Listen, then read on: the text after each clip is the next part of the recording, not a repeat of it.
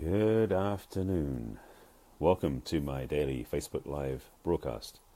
My name is Barry Selby, and I am a best-selling author, speaker, and relationship attraction expert, helping strong, successful women find balance in love, life, and business. I'm also a passionate champion of the divine feminine. Let's got that introduction out of the way. And to introduce what these are about, these are my daily Facebook Live talks called Messages to the Masculine to Inspire the Feminine Heart. Today's topic is number 268. Yes, 268. Remember what I wrote. Unfortunately, once I start recording, I can't find the title. It's no longer visible to me. To you, I hope it is. And I've been doing some reading recently, and it really hit me hard about the narcissistic trait. So I wanted to talk about some thoughts about what narcissists are like. So I'm using this in the framework of, as you get from the title, you might be dating a narcissist if, kind of taking a riff on the you might be a redneck if, that sort of thing. So today's topic is inspired by some articles I've read recently and some experiences I've had with some clients and with friends of mine who are in this discussion, in this conversation. Excuse me. Clear my throat. So let me throw some things on the table right up front. If you haven't dated a narcissist before, at least I hope you haven't, you're very lucky, because dating a narcissist is not something that I recommend to anybody. One, because a true narcissist has very little help from resources from psychological support, as in someone who's a narcissist rarely can get easy facilitation out of that pattern. If you're dating one, you'll be losing. A narcissist is someone who basically uses others. One way of describing them I've used before is they're like an energy vampire, in the sense that what they do is they live off your energy. And so they're going to keep you around to feed that. But if you aren't what they want, they'll keep changing you to be what they want so they can get what they want from you, if that makes any sense whatsoever. But some recent thoughts I've had, actually reading an article that inspired me thinking about this, is a narcissist will never be in service to anybody else except themselves. Which means that if you're married to a narcissist and you get sick, they'll never take care of you. Never take care of you. They're only in it for themselves, and if you can't help them because you're sick, they'll find someone else to do it for you and for them. As in, they'll find a caretaker for you, which may sound like a great act, but what it's doing is because they avoid wanting to take care of you. They won't do it because the idea of being a servant is beneath a narcissist. So to be of service in any way, shape, or form, unless it's to get something out of it for themselves, they won't do. So a narcissist is someone who will never be there for you if you get sick. The other thing about narcissists is they don't want to get their hands dirty. So if things get messy, they will either ignore, suppress, or avoid everything to do with it. So when it comes to those big conversations, they will be somewhat avoidant and manipulative to get the conversation away from it so they don't have to deal with it. This is part of the narcissistic view of the world.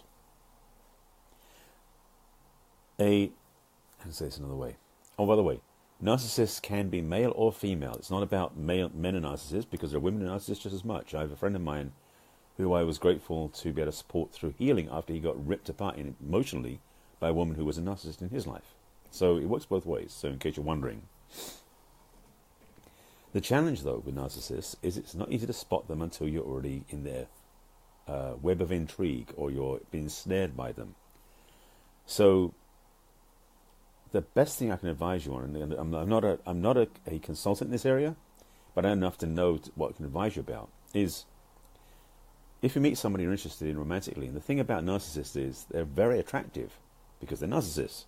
They will be very inviting and endearing, kind of like the spider to the fly, because it's that sort of energy. So be prepared for fighting for your energetic life, as it were. When you are being courted by a narcissist, what I can think of off the top of my head, because of what I just spoke about, what I remember reading about, here's some things you can do in a way to test that the person you're dating isn't a narcissist. Now, as I mentioned, someone who's a narcissist will avoid being of service, will avoid caring for other people, will avoid being a compassionate place for you, because that doesn't serve them. Unless there's something going to get right out of it where they're getting you through something to the other side, that won't help. So if you create situations and scenarios that will test that, you'll find out if they're avoiding or not. Now, it sounds extreme, but frankly, with all the things going on nowadays with dating, this isn't that extreme. There is so much craziness happening in the dating arena the last few years, and with the Me Too stuff as well, it's getting to be a bit extreme. And I mentioned this in previous broadcasts. If you haven't seen my recent ones, I talked about this in the last 2 or 3 broadcasts about dating in the modern era and things like that as well, and the challenge of that with the Me Too conversation is up. So this piece about dealing with narcissism, isn't that crazy? So if you've been with one, and I feel for you, because it's not an easy experience, and it's almost, that's an interesting thought.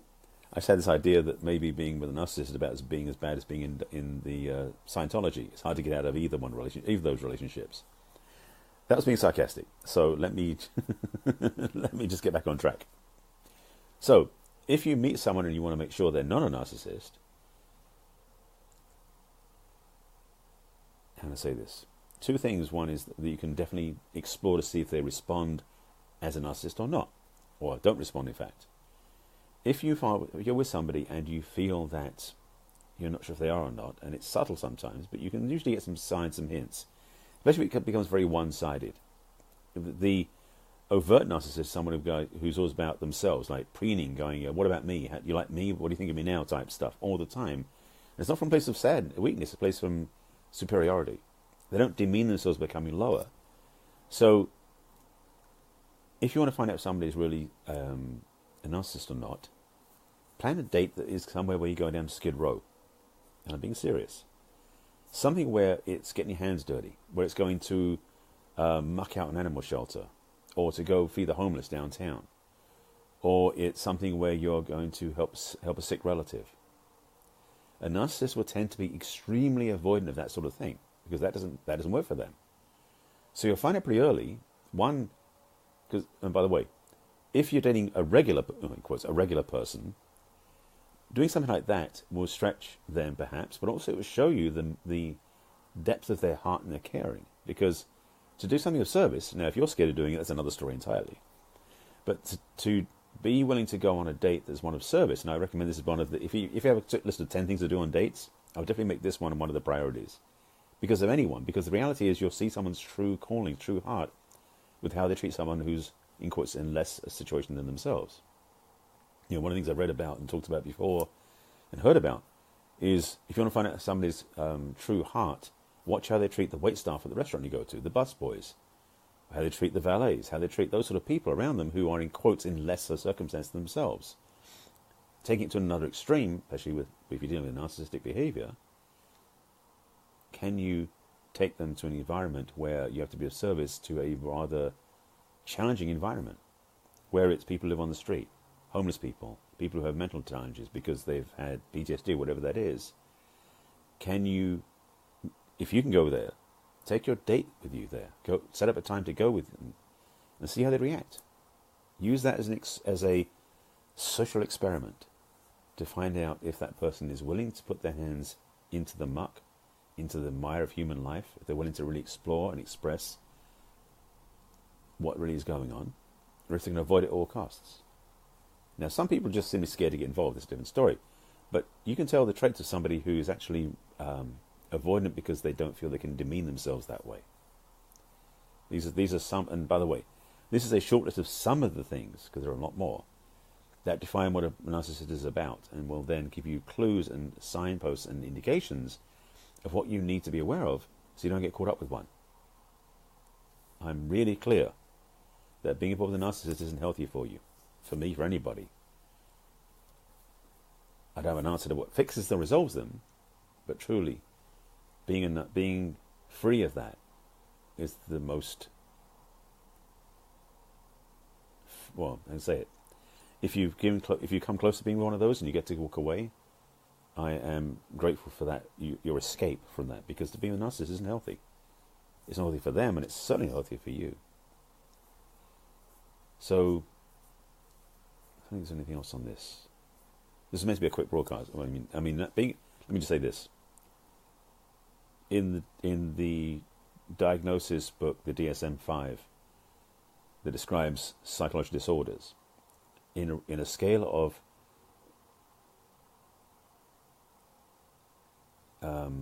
magnified challenges. Narcissism is one step below sociopath. Yes, sociopath. And the sociopath is one step below psychopath. So if you're with a narcissist, you're 2 steps removed. That's how challenging that person can be. So I'm serious about this. Narcissism is not good for your health. So to free yourself, to walk away, to be attractive to a stable, healthy relationship is definitely encouraged. I'm not sure what else I can say about that. I've got friends of mine who teach and coach on this. This is not my speciality necessarily. But if you've been wounded by someone in the past, that's something I can help you with. But to be disengaging from a narcissist, that would be something I recommend. I'd refer you to somebody else who has more skill in that area. And I think that's about it for now. I'm just thinking if there's anything else I want to talk about this arena. Truly, it's a big discussion. So this is a short broadcast, but it opens up a much bigger conversation. So if you have any thoughts or experiences you've had before with a narcissist, or you want to talk about this yourself from your own experiences, maybe a family member. One example I was reading about, let me just put this on the table, there was an article I was reading about earlier today, is that a woman was away at college and got a call from her father demeaning her and diminishing her and saying, you've got to come immediately, your mother's really sick, and then hung up the phone. And turns out when she got home, and I'm paraphrasing this and shortening it, when she got home, turns out her mother wasn't that sick. But the thing is, because her mother was incapacitated temporarily because of the doctor's orders, her dad couldn't deal with it and had her daughter come home to do the work because he wasn't going to deal with it. That was when she had the first clue, the biggest inkling that dad was a narcissist. She didn't know this before. Of course, she was at college studying psychology, so she learned some things. So narcissism is not necessarily just in romantic relationships. It can be family dynamics too. And the challenge with family dynamics is it's a blood connection, not just romantic. So your ability to disengage may be more challenging, especially at Thanksgiving, to be around somebody like that in the family. But here's the thing. You have the power to disengage. You have the power to be free. In fact, you have the power to stay separate, removed, and be a narcissist walking around with hooks to hook into people. If you don't provide a surface to hook into, they can't get you. Now, as a kid, you may not have had that ability, but as an adult, you can create a sense of self that is strong enough and whole enough that you can walk free. So be it romantic, being it family, you do not have to be trapped by a narcissist at all. I hope this video has been of some help to you if you're dealing with this. Again, this is kind of a general synopsis and a little chat about this. I hope it helps you if you've got this situation going on.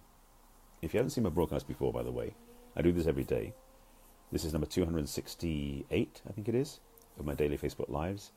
That's 268 in a row. All sorts of stuff about love and relationships, masculine and feminine polarity, purpose, gender, balance, or male and female things. It's a lot of stuff I share, and hopefully this have helped you. One of them will be, I'm sure I have 268 of them. If you have any questions, comments, please put them below. I'll answer them when I sign off.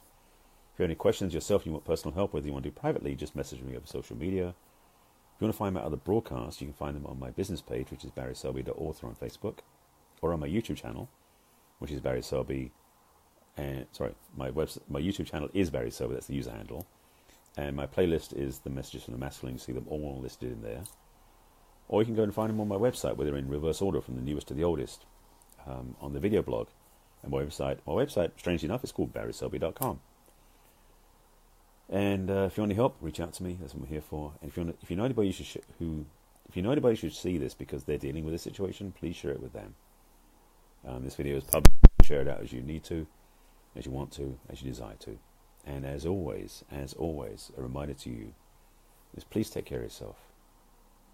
You deserve the best. And by loving yourself whole, fully, and completely, you'll set yourself up for success to receive the best. If you want more, you know where to find me. I'll see you again tomorrow. Take care.